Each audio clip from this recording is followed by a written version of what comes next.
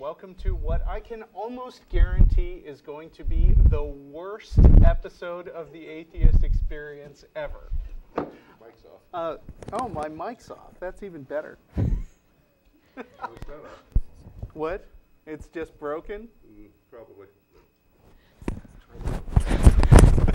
Oh, well, thank you for showing up. Can you hear me now? Can you hear me now? I'm actually watching the chat room, so if anybody wants to say something. Yeah, I see you in the chat room there. Is this mic also dead? No sound! All right, we'll figure it out. I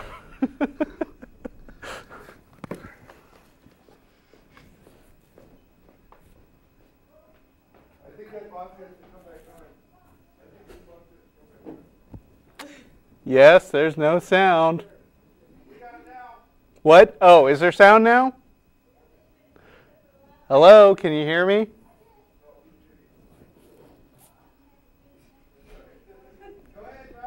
Hello, hello, check, testing, 1, 2, 3. Okay, can you guys in the chat room hear me? Because you are going to have to be heavily involved today. They're still yelling no sound.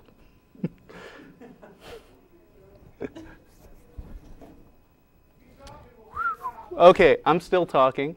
Blah, blah, blah, blah, blah. Turn up the fucking... Yes, yes, I can see you bitching at me in the chat room. Yes, we are following your advice. What? Oh, okay. Can you hear me now? Can you guys hear me now? You guys can hear me now. And if you think that that last few minutes was painful, wait till you see the rest of the show, because today we've got the show from hell. We've got the ultimate Murphy's Law to end all shows. So here's what's happening. I showed up today. Jeff D is supposed to be my co-host. Jeff D is not here, and Jeff D is not reachable by phone. The phones are not working. So basically, you get to watch. This is an exciting one-time opportunity. For the next 57 minutes, you get to see me die on the air. Along with my sacrificial lamb here, first-time guest, Erica, who I don't think is mic'd yet. Uh-oh, I'm going to lose my mic. Okay, we may not even get Erica because there probably is not another mic that is working. I just lost this one. Can you guys hear me on? Yeah, can you guys hear her? Can anyone hear me on this? What? Okay, well, anyway, I don't know if you guys can hear her. Okay, I'm hearing yes, yes, yes in the chat room. The chat room is going to be my only link to the outside world today, but I got stuff to do. Let's see, I recently did an Ask Me Anything thread on Reddit, so I can elaborate on crap that people asked me in there. I got the Atheist Experience blog open. I got Iron Chariots open to the page of Common Theist Arguments, so if necessary, we can wing it on Pascal's wager for half an hour, whatever. How you doing, Erica? Pretty well. How long have you been watching the show? Since May. Okay. And were you expecting to be co-hosting with me today? No. Okay. Well, everybody say hi to Erica. And let's see. Okay, so I'm going to go ahead and do the long version of the intro.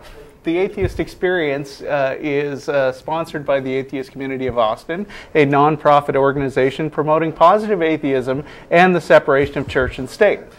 We are live now for 1 hour every week from 4:30 to 5:30, and we're normally a live call-in show, and we absolutely love to get theist callers, just not today. We also host a weekly internet podcast called The Nonprofits. You can check that out at www.nonprofitsradio.com. That's PROPHETS. And there actually was a live show yesterday, and those of you who have been going through nonprofits withdrawals because we were, not having regular shows for about 6 months there, will be happy to know that we have got some great shows in the can now, and we're going to be continuing to do it on through the year.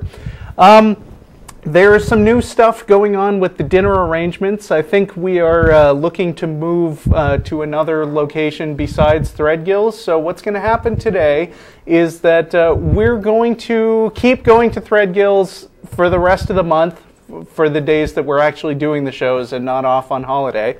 And then starting in January, I think the plan, but keep watching the show and we'll try to announce it on the blog or something. I think we're going to start out going to El Arroyo. It's a Mexican restaurant downtown. And then after that, we're actually going to discuss what's going to happen next. But basically, keep showing up to Threadgills today, and we're going to have a crappy show today, and you guys are just going to have to deal with it. So first of all, Erica, do you have any comments or questions as just a person who usually watches the show? You're the only caller today, Okay. so to speak. I'm sorry. I don't mean to put you on the spot. Guys, if you have a question right there in the chat room, then you can throw it out. If anybody thinks that somebody has asked a really good question, just paste it over and over again until I see it. Ordinarily, I make fun of the atmosphere in the chat room, but today I'm grateful to have you guys. What? How about you use a call screening app, and I'll relay questions to you that way. Call screening app. Which one is that? The webpage we use every week. Oh, the web page. The web page was not working. Tell you what, come fiddle with my computer and see if you can get it to load. Or actually, no, that's a bad idea because the computer is the only source of content I have right now. So, let's see. Atheist-experience.org/caller list. Okay, hold on. Caller list. Maybe I should. Oh yeah, there they are. maybe List for of a while we callers. could talk about atheist with Christian families this time of year during the holidays. Do you happen to be an atheist with a Christian family? Yes, this time I of am. year? I would love to hear all about that. Okay. So, my husband and I are planning to go up to Montana to visit my parents for Christmas. Okay. And Oh, that wonderful phone noise is back. okay. And Yeah, go on. Just ignore it. so my family is Catholic. Uh-huh. I was Catholic till college, and my husband was raised Jewish and is also atheist. So we're going, Yes. and my So parents is don't your know husband's- yet that I'm atheist. Okay, is your husband's family like practicing Jews, or are they all just atheist Jews? Because, I mean, atheist Most- Jews, I happen to know, are a pretty common thing. Yeah, mostly atheist Jews. I think he has an aunt who's an Orthodox. Okay. So But I imagine that he doesn't hang out with her as much as the rest of the family. no. Okay, so what kind of conversations are you expecting? Oh, so, wait. We're catching you before the fireworks. They haven't found out that you're an atheist. Is that what No, you're saying? exactly. Okay, and your husband, being Jewish and an atheist, is probably not going to fake being Catholic in any way. So first there's going to be the uncomfortable conversation about, oh, so you're not a Christian, but they're still going to think he's a Jew. Well, And then, yes. Well, right now they do know that he's Jewish, and I told them he's very secular and non-practicing, Okay, which how they do were okay with. they were, okay. If I said atheist, it would probably suddenly be completely different. And Yeah. Even though very secular Jew is almost indistinguishable from atheist in most cases. Generally speaking, Yeah. yes. And about me, And they know that don't I'm know not that. Catholic anymore. Okay. Do they think you have an alternative? I believe they think that I am still Christian. I'm not positive. Okay. I'm See, doing the sort of sneaking slowly out of the closet. See, I'm sure that some people have already heard this story before, but with my fiance, first of all, they found out that she was atheist after finding out that the guy she was dating was atheist. And with me, you know, I actually have my own show, so it's a difficult thing to keep quiet. Yes. And so we've gone back and forth on trying to figure out whether to continue talking to them, but I don't want to air out too much family stuff on the air, I guess. Mm-hmm. But let's see what the chat are. Oh, okay. We got some guy in the chat room called Lord and Savior 332, and he's yelling in all caps, "Everyone quiet but me, and I will pwn." So you've got my attention for like 10 seconds, Lord and Savior, but if you don't say something fast, then it's going to be boring, because I'm just going to be sitting here staring at this screen. So I am listening only to Lord and Savior. Type something fast. No, we can't get Skype set up this fast. It's not as easy as you think, so shut up. Do. Okay, I don't even have a watch, but I'm making the little watch watching noises. Your computer has a watch. Lord and Savior, you're on the spot.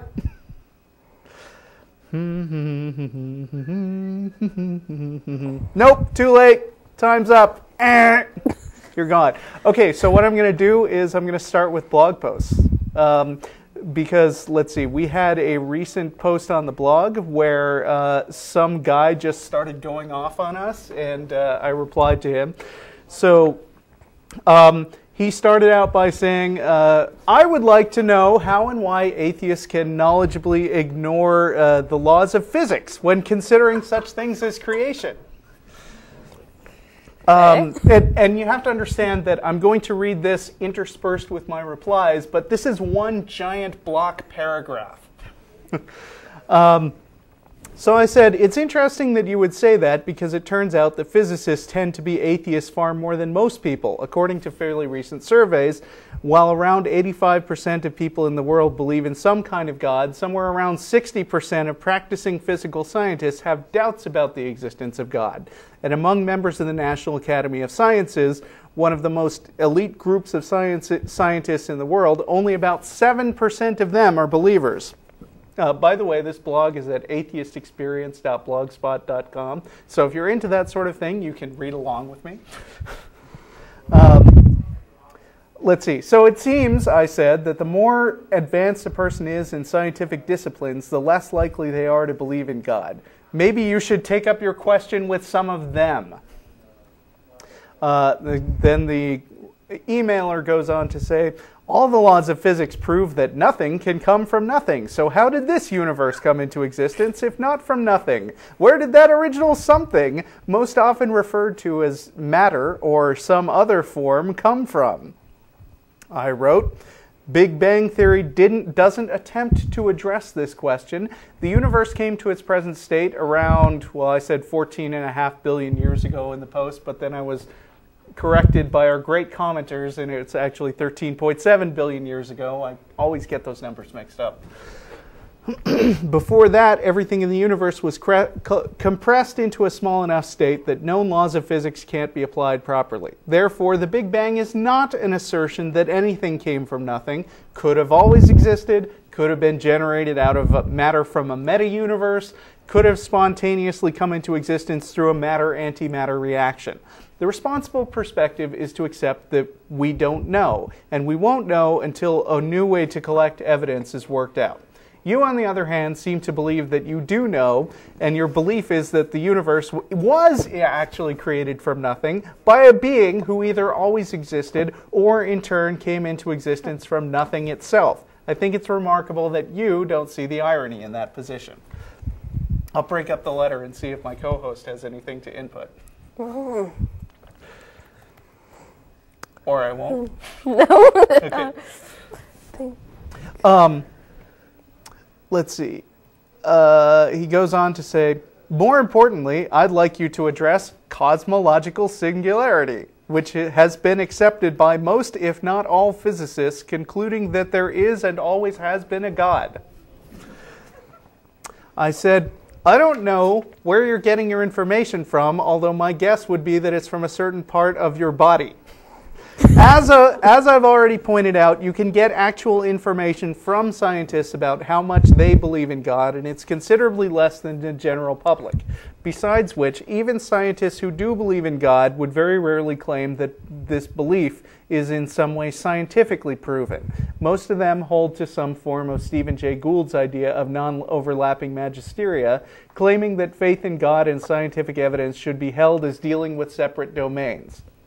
Almost no formal papers have ever been published in mainstream peer-reviewed scientific journals addressing the question of any God's existence, and those that have slipped through are generally not cited as relevant by any other scientific works. This is so widely acknowledged that creationists routinely claim that the scientific establishment is involved in a massive conspiracy against their work. This is, of course, baseless paranoia, since the reason their work doesn't get published is that it's a load of poorly supported pseudoscientific quackery. The writer goes on to say, therefore disproving the core of atheist beliefs. In such a society today that is so scientifically based, it is ignorant to ignore such things as cosmological singularity, as well as other laws of physics, including Einstein's relativity, that's with an I-E, and quantum mechanics, which even led Einstein to believe in the existence of God. I said, somebody's been lying to you, dude. And then I quoted, it was, of course, a lie what you read about my religious convictions, a lie which is being systematically repeated. I do not believe in a personal God, and I have never denied this, but have expressed it clearly. If something is in me which can be called religious, then it is the unbounded admiration for the structure of the world so far as our science can reveal it. That's Albert Einstein in a letter from March 24th, 1954. Then he writes, thank you for your time, though you'll be wasting your efforts trying to disprove the laws of the universe to justify your living in denial. And I said, thanks for the vote of confidence, ta-ta. Now, whenever I write an email like this, I always am waiting for the other shoe to drop, because sometimes I wind up being roped for several days into a long, annoying conversation until I just decide that the person is just going around circles with me, at which point I just stop answering. So I was expecting a detailed rebuttal of that, and instead I got this. LOL, you actually wasted your time to reply to me? Ha ha ha ha ha ha ha! Exclamation point, 1. Thank you so much for making my day. Ha ha ha, thank you. Wow, you really would waste your time like this, wouldn't you? Ha ha ha, I'm glad to know that you care enough about your public to reply to this. Ha ha ha, you are a fool. By the way, my email contained a virus. Have a wonderful life, and then die.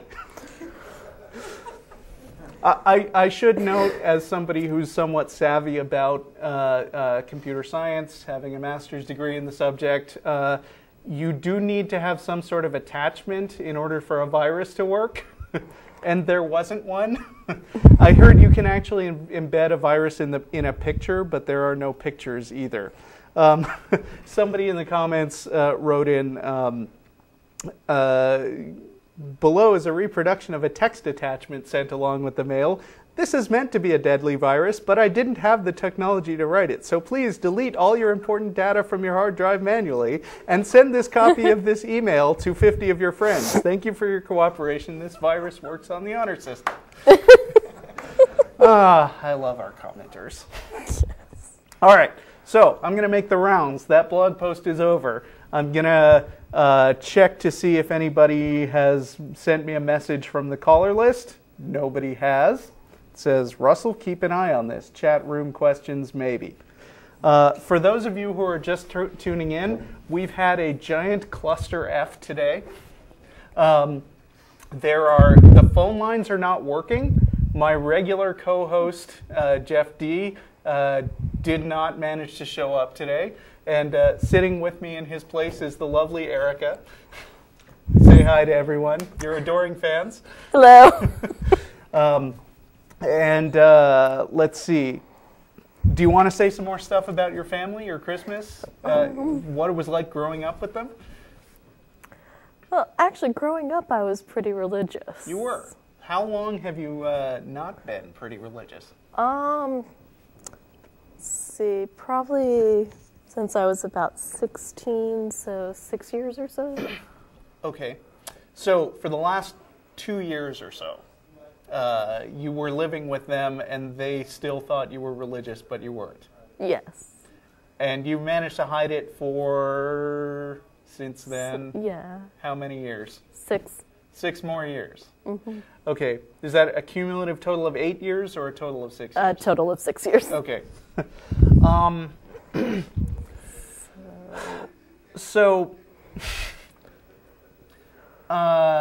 Okay, so we get questions all the time. We get emailers all the time bringing up a situation that is not within my realm of experience, which is I recently figured out I'm an atheist. I'm 15, 16. My parents would be infuriated if I came out to them. What should I do? Do you have any words of advice for those people?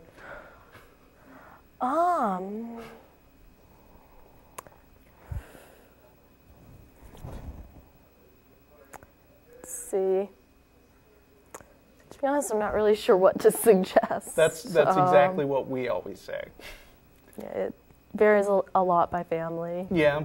And do you regret at all not having come out to your family earlier, or do you think that it was good to just keep it under wraps this long? I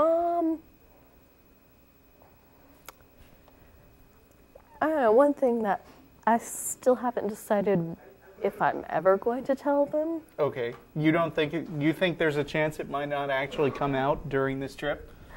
I think so, yes. So, okay.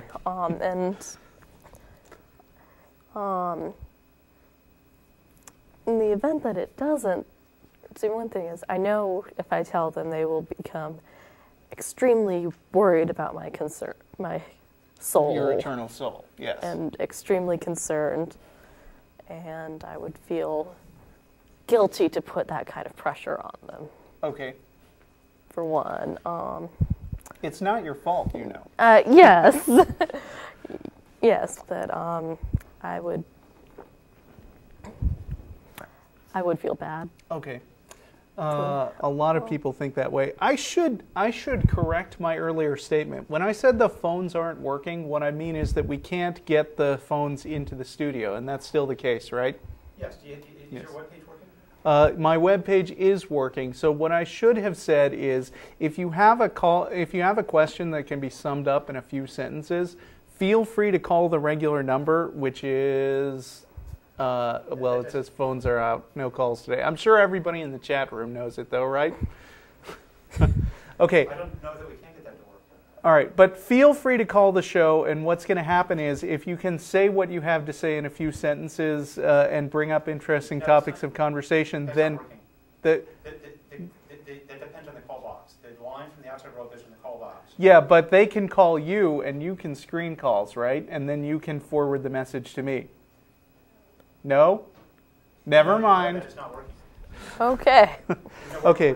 Where is this note coming from? It says that from someone named Pombolo. Yeah, it's a person in the chat room. Oh, you're getting that from the chat room. Okay, so you monitor the chat room, you send the important ones to me, and then I answer those. Yes. That is a great idea. Thanks.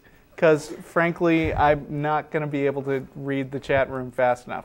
Okay, so Pombolo in the chat room says, what's the best way to have a conversation with a religious person when you have one of those infuriating middle ground smartasses? I would like to quote the great work of art, War Games, which says that the only way to win is not to play. Yeah. And here's what I mean by that. When I gave a lecture a couple of years ago on how to be a sort of atheist evangelist, one of the things that I said is the most important to keep in mind is who's your audience. If you are going to go into an argument with the idea in mind that you're going to make this person see reason and convert them, you're going to be really, really frustrated with a lot of conversations you have. It rarely happens that anybody actually makes a big conversion. And when it does happen, you know, everybody likes to think of people becoming Christians in this big, you know, epiphany, like, you know, the road to Damascus. Oh, I see the light all of a sudden. And then they naturally ask, what one thing happened that made you an atheist, right? In my case, no one thing happened that made me an atheist because I was raised with atheist parents. I know in Matt's case, he was studying to be a minister, and reading and studying about Christianity actually gradually turned him atheist over time. And Matt's story actually seems to be the most common one that I hear from ex-Christians, because what happens is people have to come to the idea themselves that that just relying on faith and not having reasons for stuff is not such a great idea. And so through a long process of reading and thinking about it and trying to actually prove that God exists is what usually gets them there. But there are quite a lot of people who are stubborn enough that they're never going to change their minds. So when I say think about who your audience is, if you're targeting an audience of one, if you're just targeting this guy that you're arguing with, why waste your time? I mean, you might actually do it for fun. You might do it because you want to learn about arguments that might become relevant later if you can repeat them. But for me, the reason to do a TV show like this is to reach a whole lot of people. Because if you can have a bunch of people watching you argue with a stubborn Christian, then the audience that's watching you might wind up saying, oh man, that guy is just being kind of a douche. You know, he's not really listening to the other person's points.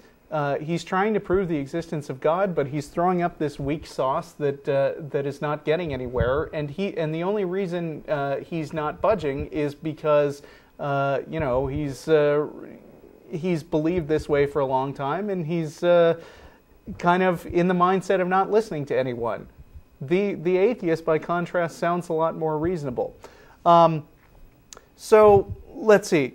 But this question was specifically asking, what do you do when you have one of those middle ground smartasses? So let's say that you are talking with this person in front of a group of people, like an internet chat room or a crowd at a party or something, and this person says, let's say for the middle ground, oh, I don't like those smart-ass atheists because, you know, they're just fundamentalist, exactly like their fundamentalist Christian counterparts.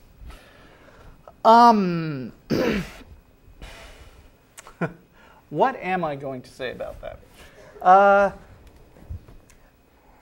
Basically, first of all, the important thing to throw out in front is that being an atheist is not mutually exclusive with being an agnostic. I mean, just because you're an atheist, it's actually a common apologetics tactic to say, oh, if you're an atheist, then you must say you know absolutely without a shadow of a doubt that there is no God and never can be.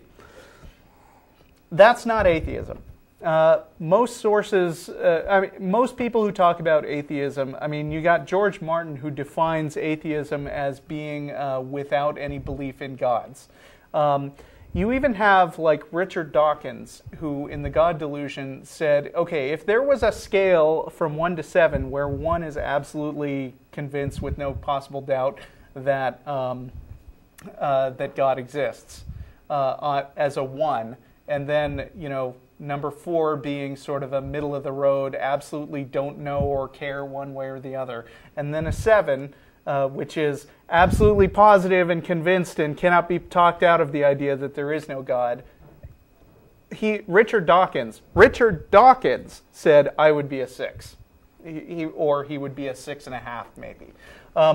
But his point is, and there's been some argument in the atheist community, but his point is that you can't really take a position where there is no possible way for me to change my mind and be talked about it, because be talked out of what I think, because any new evidence could come up tomorrow that could completely throw. I mean, an example that's usually given in scientific terms is how Einstein's theories of relativity and quantum mechanics supplanted eventually Newton's laws of motion.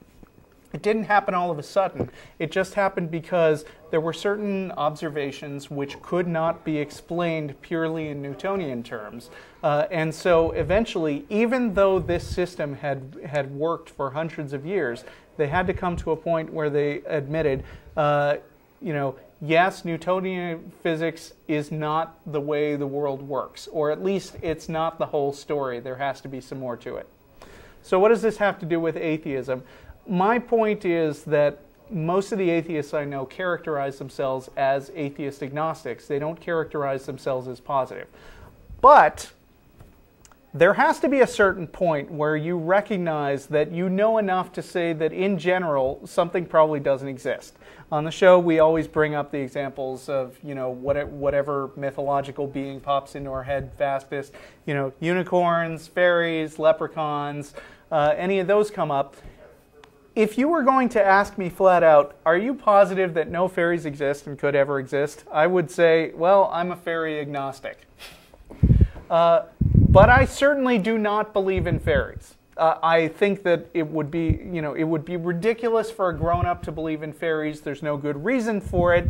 Could happen that a fairy comes up and bites me tomorrow, and I wind up, looking at it and coming up with clear, absolute, irrefutable proof, to the extent that science allows that sort of thing, that this thing I'm looking at is definitely a fairy.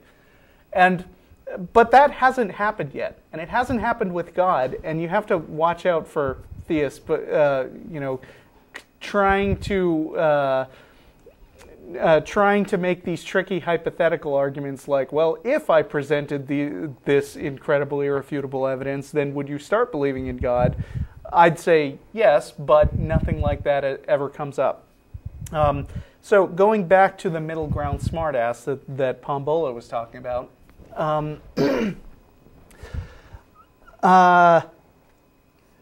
you don't have to be completely agnostic and say that it's equally likely for God to exist or not exist. It may be that a God could turn up, but there is an overwhelming, complete lack of evidence for a God, and the smart thing to do is just not believe in it. So that's my answer. I'm going to go on to the next call. Or not call, but this is someone who's in the chat room right now. This is Ariana from Coffs Harbour, Australia. She says, my husband and I still celebrate Christmas, but we're not sure whether or not to tell our kids about Santa. Is telling my kids that Santa exists the same as telling my kids that gods exist? Do you want me to go over to you, or would you rather I just keep monologuing? I'd like to talk about this briefly. Yeah, sure, go ahead. Let's see. With things like Santa, I think is more important ultimately is what happens when you tell your kids that Santa does not exist. How do you explain that? And do you draw any parallels between gods? Mm-hmm. When you're saying, no, he doesn't exist. It was something we did to bring charm to your childhood. Were you told about Santa as a kid? Yeah. Okay. And they took it seriously. Was your husband, the very secular Jew, also told about Santa? Okay. Does he in any way feel that his childhood was stolen because of that? No. Okay. I think there's your answer. Okay, yeah. when my ex and I had our son, we went back and forth on talking about whether to introduce him to Santa Claus or not, and we ultimately decided not. And the only place that has ever actually caused him trouble is that, when you're dealing with a bunch of kids your own age who do still believe in Santa Claus, you either an 8-year-old's either going to wind up blurting it out, or he's going to be highly trained in the notion of lying to people. That's a good point. Yeah, so I mean, this problem has come up because so I'm of actually three minds about this. On the one hand, I don't think that really believing in Santa Claus is necessary or does anybody any good. On the second hand, I feel uncomfortable about my kid interfering, let's say, with the way that other parents have decided to raise their children. And on the third hand, when it came up and he started telling people at around age 5, what, you think Santa Claus is real? I had to tell him, don't tell other kids that Santa Claus isn't real. And he said, you want me to lie to them? So, that was kind of awkward. And the way I eventually came up with explaining it to him was I said, grown-ups play a game with kids. They're not going to keep lying to them forever. Most kids believe in Santa Claus. Grown-ups know that there's no Santa Claus. And so it's kind of like playing a joke on somebody. Now you're in on the joke. So you're going to have to play along and keep the secret because that's the way it is. But, don't in any way mistake this for thinking that you ought to believe in stuff that isn't real.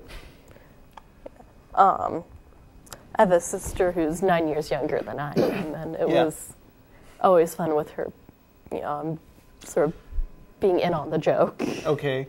Did she? So she did believe in Santa. Yeah, because since she was 9 years younger, she believed in him longer than I did. Okay. How old was she when she found out? I think she was 5. Okay. She figured it out pretty early, actually. Oh, okay. Good. Sir. How did that go? My mom was a little bit disappointed. It felt like all of her kids were grown up and decided to continue doing Santa anyway. Okay. So let's see. Yeah, we always just told him that we're the present givers, and when I did actually take him to the mall a couple of times, and I would bring him to the Santa line and say, look, there's a guy dressed as Santa Claus. And all those other kids believe in him. So the question was, is telling my kids that Santa Claus exists the same as telling my kids that gods exist? Here's one thing I would say in support of telling your kids about Santa Claus. I think, I saw it summed up in a poster once where there was a picture of a very, very poorly disguised Santa, and the caption on the bottom says, "Dear kids, one day your parents will tell you the truth about Santa Claus. When they do, be sure to ask them more about God." A lot of Christians are, in fact, distressed about the idea of secularizing the holidays and having having all this Santa Claus stuff around, especially because when kids find out that Santa Claus is just an imaginary story that people told them to make them feel good, they are naturally going to make the logical connection. What about this God person? He's still real, right? It's possible that Santa Claus is actually the greatest tool for undermining Christianity that's ever been invented, but I wouldn't count on it. So that's all I can say. Lauren in Indianapolis, IN is Indiana, right? I have a friend who is overall incredibly intelligent, but he continues to believe that there is like this magical energy or something. My question is there a better approach to take than to rely on logic and reason?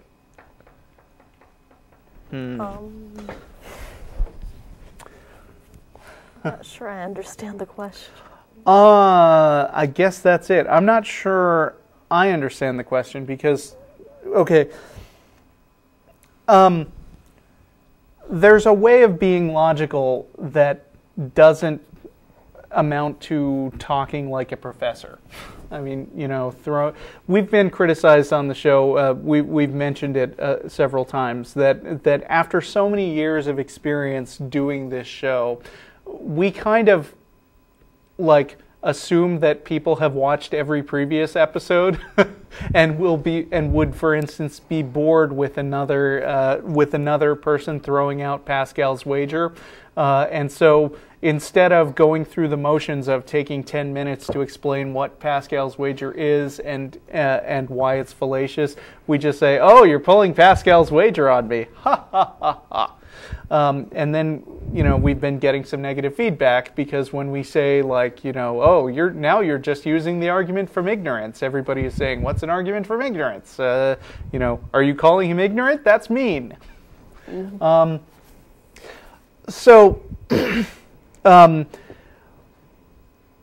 There's a way of approaching logical issues that basically involves sort of coming up with as clear and direct and short an answer as possible through the use of creative analogies or something, or sort of arguing somebody into a contradiction that is so stark that they can see what the contradiction is.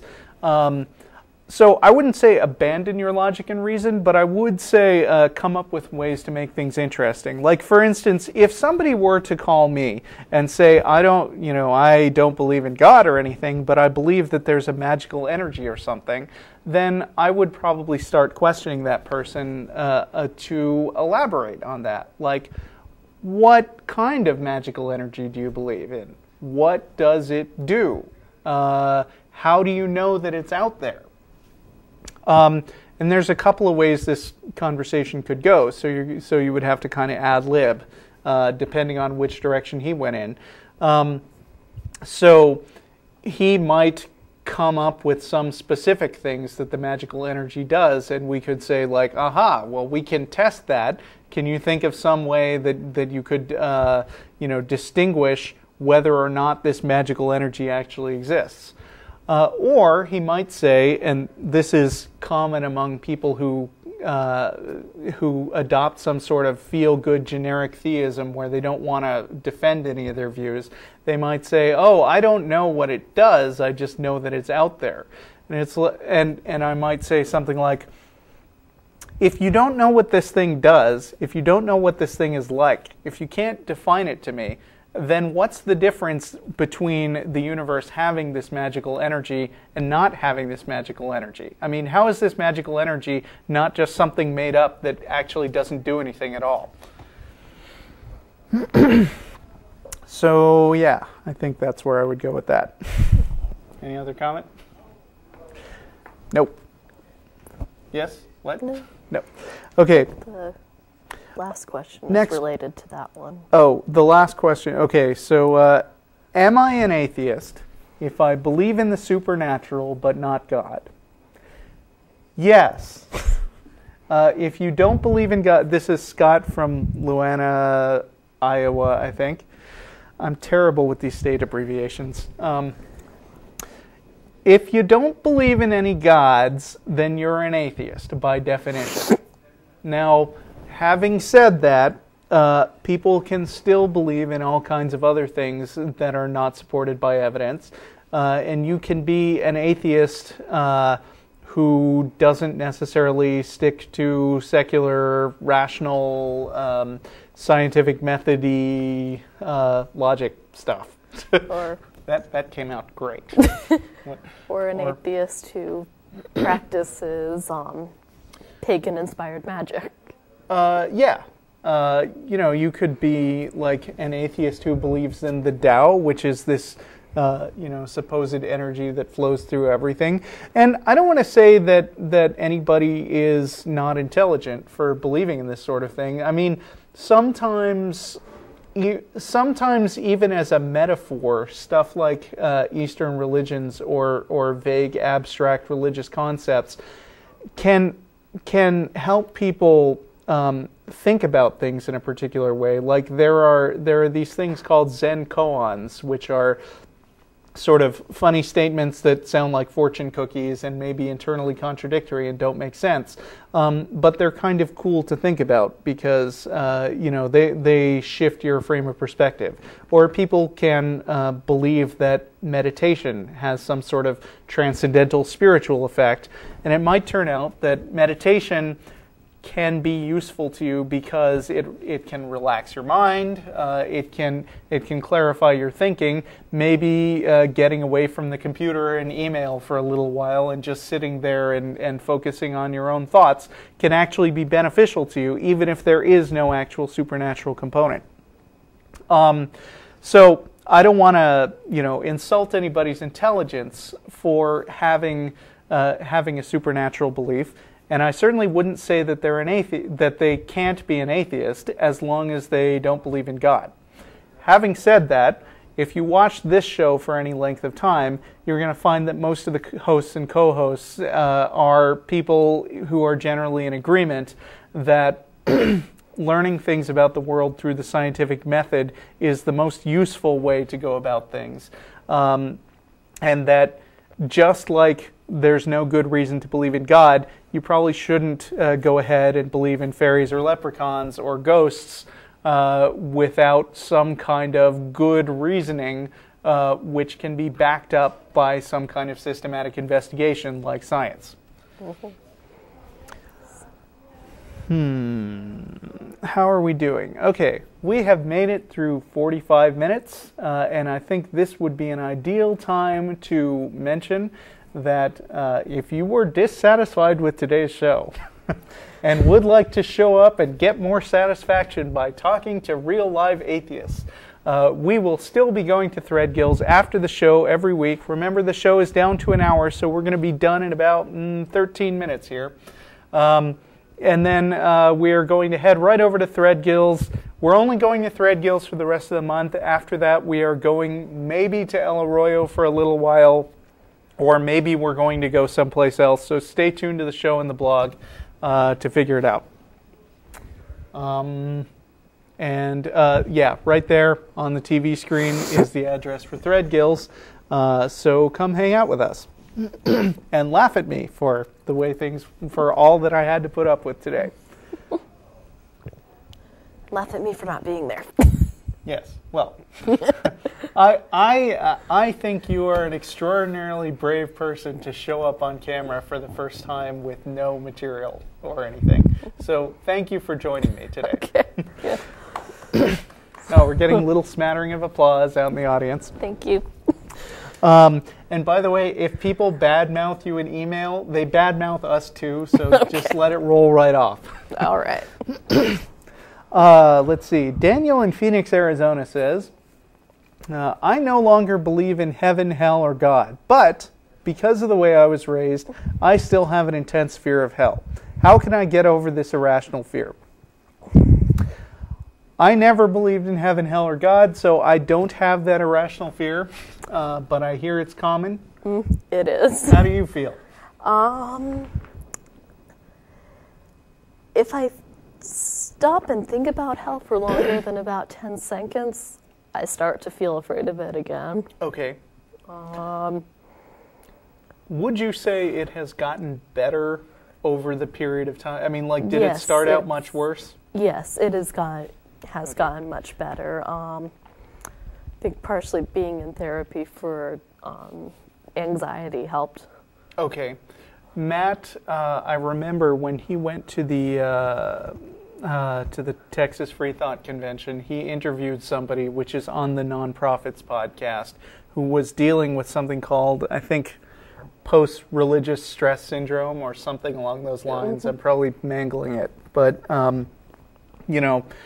it's pretty common to worry. And, I want to correct myself because even though I've never believed in hell, I've always been steeped in it.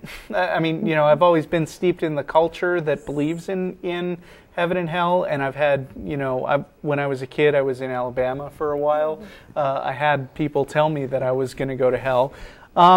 And because I don't believe in ruling things out, but in looking at the evidence for them, there were periods of time where I was, I did give myself over to speculation about whether hell might be real, and worried about it a little.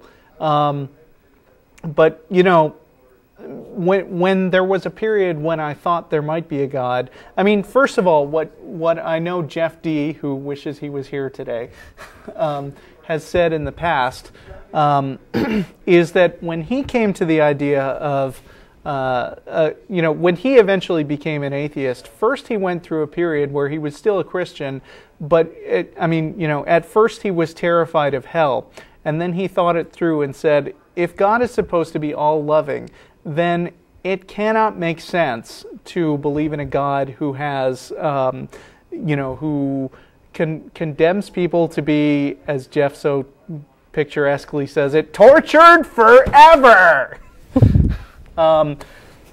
Just for the finite crime of non-believing in him. If there is a God like that, that God is a jerk.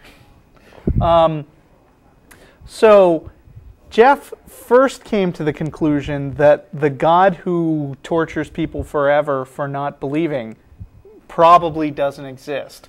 And then he came to the opinion that there's probably no God at all. So first of all, I would say, look into some alternate religions, or look into how many religions exist, because there are tens of thousands of different sects of different religions in the world. I think it's tens of thousands just of different Christian sects. And you should realize that even if it turned out there was a God, that wouldn't necessarily mean that hell is real or that you're going there. I always like to throw out the scenario of a prankster God who actually just likes to screw with people, and so he only sends Christians to hell. Or he only sends believers to hell, and all the non-believers go to heaven. That's highly unlikely, but there is no more evidence for the other kind of God than there is for that one. So take that, Pascal's wager. And it's fun to think about. Yeah. I mean, it would be nice. It would be amusing being up there in heaven saying, oh man, my Christian friends probably wish they were up here saying they told me so. But if they hadn't told me so, they'd be here now. Going beyond that, I think, Erica's experience is a common one, that it gets better over time. Time heals all wounds, and also wounds all heals. And just actively trying to not think about hell. Maybe not actively, but somehow avoiding thinking about it does help. Okay, so just ignore it. Ignore it, and it will go away. Yes, that. But I'm serious about reading about alternate religions because, there's two benefits. One is you realize how many different religions believe different things that are perhaps less threatening than the weird fundamentalist Christianity that we have going on in the United States. And the other reason is when you come in contact with how many different beliefs there are, it becomes pretty obvious that, hey, if there was anything to this stuff, don't you think people would eventually be converging on recognizing things that are true instead of just making their own stuff up that none of which agrees with each other? Okay, so Daniel in Phoenix is out. Scott in Luana is out. We got Zach in Monterey still getting stuff that's been screened from the chat room. It says, how would you respond to the Christian rhetorical argument that goes, Christ reveals himself to every human being at some time in their life?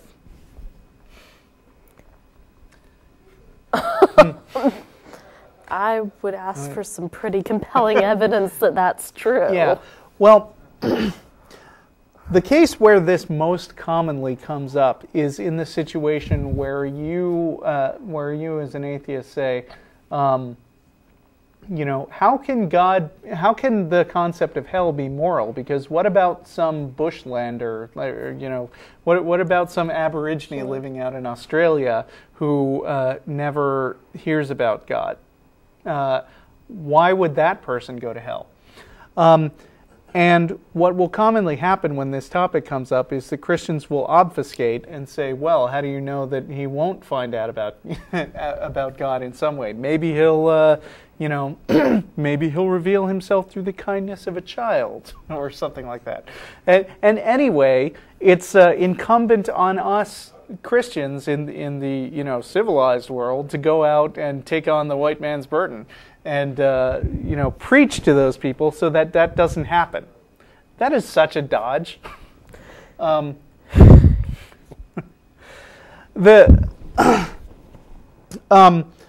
They're trying to get around this problem by asserting something that, as you said, has no evidence for it. You'd need to see some pretty compelling evidence.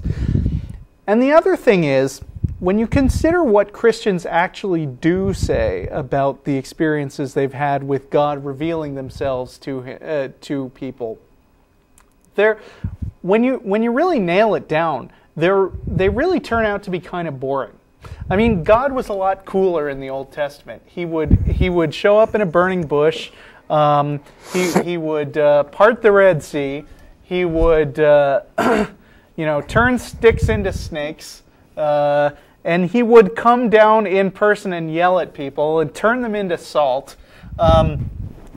He would flame on a mountain. Appear before. Yes, right. He would appear before Paul on the road to Damascus, strike him temporarily blind. Jesus would show up and wave his hands with the holes in them in front of Thomas and say, "Look, I'm alive."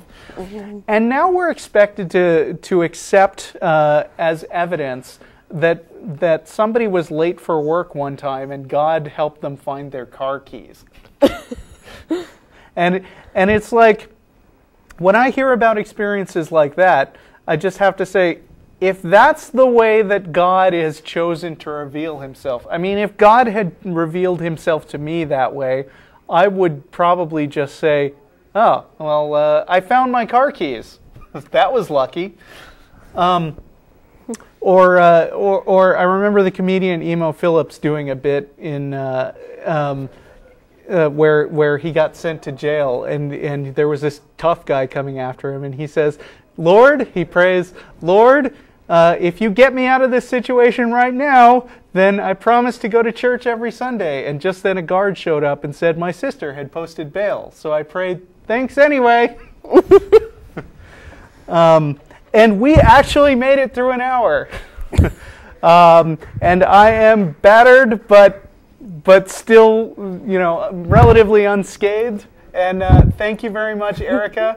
Thank you very much to our great crew, who I'm sure will have the phones in perfect working condition next week. And that's our show. Goodbye, everybody.